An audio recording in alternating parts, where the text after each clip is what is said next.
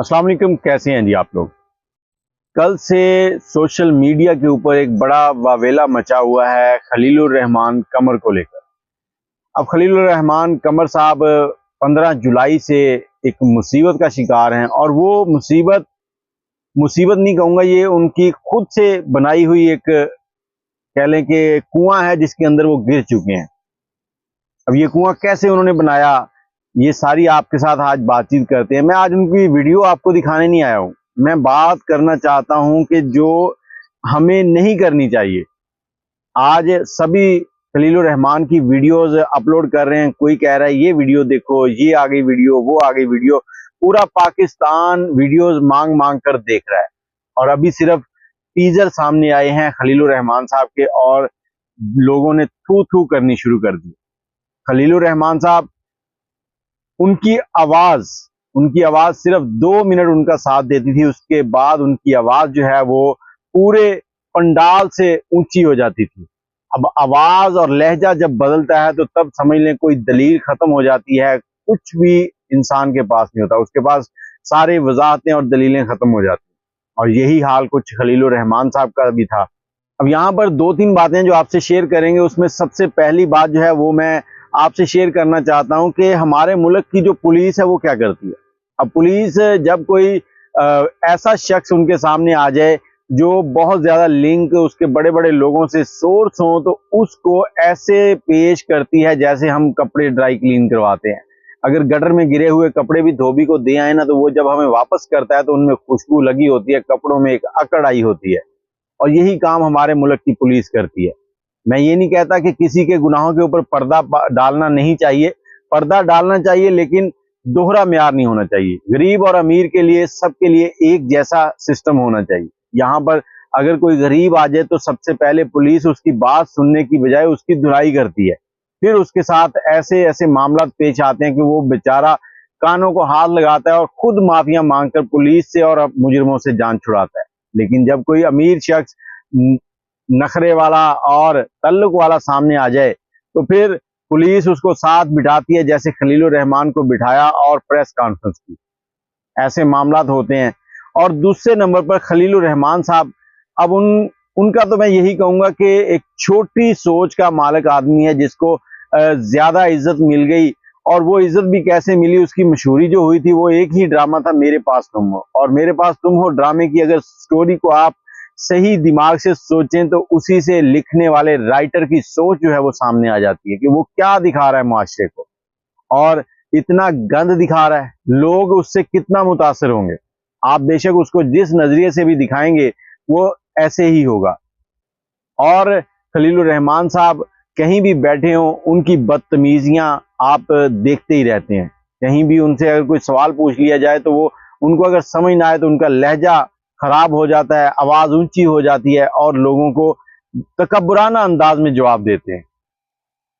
और ये सारा मामला होने के बाद उन्होंने प्रेस कॉन्फ्रेंस की, उसके बाद बहुत से लोगों को इंटरव्यूज दिए। एक इंटरव्यू करने वाला शख्स उससे बार बार पूछता रहा कि आपकी कोई वीडियोस भी हैं, कुछ तस्वीरें भी हैं, तो उसको खरी खरी सुना दी। जबकि एक लड़की उनसे बड़े अजीबो गरीब सवाल पूछती रही है कि तुसी अंब लैन गए सी, उसका भी जवाब वो बड़े मुहज़्ज़बाना अंदाज में देते रहे। मतलब लड़की आ जाए तो खलील साहब जो हैं वो फिदा हो जाते हैं, और लड़का आ जाए तो वो उसके गले पड़ जाते हैं।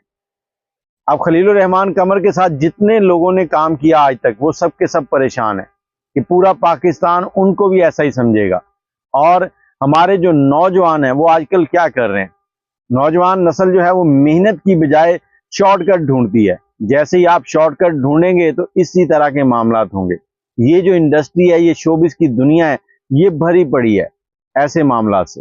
अब इस दुनिया में कोई चाय वाला मशहूर हो गया, कोई वो डांस करके भीगा भीगा है समा, उससे मशहूर हो गया, कोई किसी तरह से मशहूर हो रहा है। तो ये मशहूरी जो है ना, ये चंद दिन की होती है, ये पायदार नहीं होती। आप स्ट्रगल करें, आप मेहनत करें, मेहनत के बाद अगर आपके नसीब में पैसा हुआ तो आपको जरूर मिलेगा। मेहनत अगर आपने की है, आपकी मेहनत कभी रायगा नहीं जाएगी। अगर आपको पैसा नहीं भी मिलता तो आपको ऐसी ऐसी तजुर्बे, ऐसी ऐसी सीख मिल जाएगी कि आप आने वाली नस्लों को संवार सकते हैं। और अगर आप शॉर्टकट के चक्कर में रहे तो फिर आमना अरूज जैसा آپ کا حال ہوگا۔ آمنہ عروج گجرانوالہ سے لاہور آئی اور یہاں پر آ کر اس نے بہت سے لوگوں کے ساتھ مل کر ملاقاتیں شروع کر دیں، پھر لوگوں کے ساتھ ملنا ملانا، اور جو ملنے ملانے میں تیزی سے آگے بڑھنے کا جو سین ہے وہ یہی ہے۔ جتنے بھی یہ لوگ تیزی سے سامنے آتے ہیں ان کے پیچھے کچھ ایسا ہی ہاتھ ہوتا ہے، اور یہ کامیابی نہیں ہوتی، یہ چند دنوں کی کامیابی ہوتی ہے، اس کے بعد پھر آپ کو پیچھے دھکیل دیا جاتا ہے۔ سامنے وہی لوگ رہتے ہیں جن کے پاس ٹیلنٹ ہوتا ہے، جن کا اپنا تجربہ ہوتا ہے اور جن کا اپنا کام ہوتا ہے۔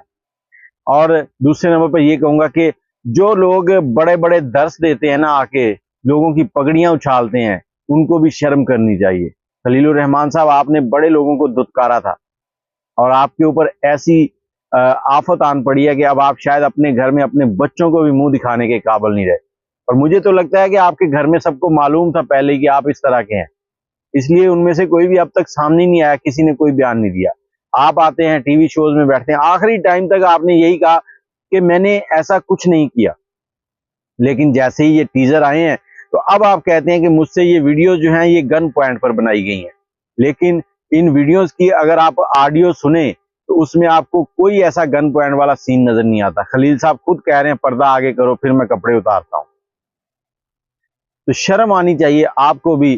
اور میں یہاں پر سب اپنے دوستوں کو یہی کہنا چاہوں گا کہ اس بات کو یہیں پر دفن کر دیں، کیونکہ یہ خلیل الرحمان تو بے عزت ہو ہی چکا ہے، اس کے ساتھ وہ سارے بچے بچیاں جو اس کے ساتھ کام کرتے رہے ہیں وہ سب بھی بدنام ہو رہے ہیں، ان کو بھی لوگوں کو منہ دکھانے کے لیے پریشانی ہو رہی ہے، وہ لوگوں کے سامنا کرنا مشکل ہو رہا ہے ان کے لیے کہ لوگ کیا کہیں گے، یہ بھی خلیل الرحمان کے ساتھ تھے، یہ بھی ایسے ہی ہیں۔